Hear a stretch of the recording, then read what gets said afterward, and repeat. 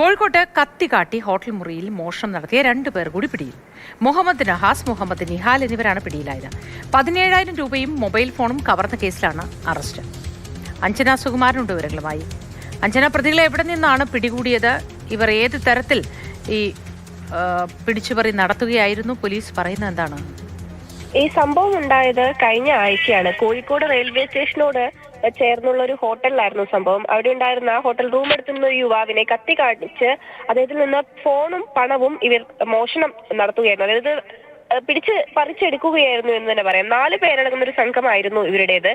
ഈ റൂം എടുത്ത യുവാവിന്റെ മുറി തള്ളി തുറന്നുകൊണ്ട് റൂമിനകത്തേക്ക് കയറുകയും കത്തി കാണിച്ച് ഭീഷണിപ്പെടുത്തുകയുമായിരുന്നു. ഈ കത്തിമുനയിൽ നിർത്തിക്കൊണ്ടാണ് മോഷണം ഏതായാലും നടത്തിയിരിക്കുന്നത്. യുവാവിന്റെ കയ്യിൽ അന്നേരം 4,000 രൂപയായിരുന്നു ഉണ്ടായിരുന്നത്. 4,000 രൂപ തരാൻ പറയുകയും പിന്നീട് 13,000 രൂപ ഗൂഗിൾ പേ വഴി ആവശ്യപ്പെടുകയുമായിരുന്നു.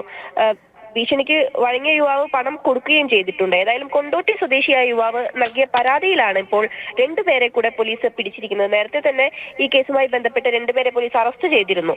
അവരുടെ ഫോണും മറ്റും CCTV രേഖകളും ഒക്കെ പരിശോധിച്ചതിൽ നിന്നാണ് ഇപ്പോൾ 2 പേരെ കൂടെ ഏതായാലും പിടികൂടിയിരിക്കുന്നത്. ഇപ്പോൾ പിടിയിലായത് കോഴിക്കോട് സ്വദേശികളായ നഹാസ്, നിഹാൽ എന്നിവരാണ് ഇപ്പോൾ പിടിയിലായിരിക്കുന്നത്. ടൗൺ പോലീസ് നടത്തിയ അന്വേഷണത്തിലാണ് CCTVയും മറ്റ് ഫോൺ രേഖകളും ഒക്കെ പരിശോധിച്ച് നടത്തിയ അന്വേഷണത്തിലാണ് ഈ 2 പ്രതികളും ഇപ്പോൾ പിടിയിലായിരിക്കുന്നത്. ഈ കേസിൽ 2 പേർ കൂടി ഇപ്പോൾ പിടിയിലായിരിക്കുന്നു. അതിന്റെ വിശദാംശങ്ങൾ നൽകി അഞ്ജന സുകുമാരൻ നല്ല ദിവസമായിരിക്കട്ടെ എന്ന് ആശംസിക്കുകയാണ്.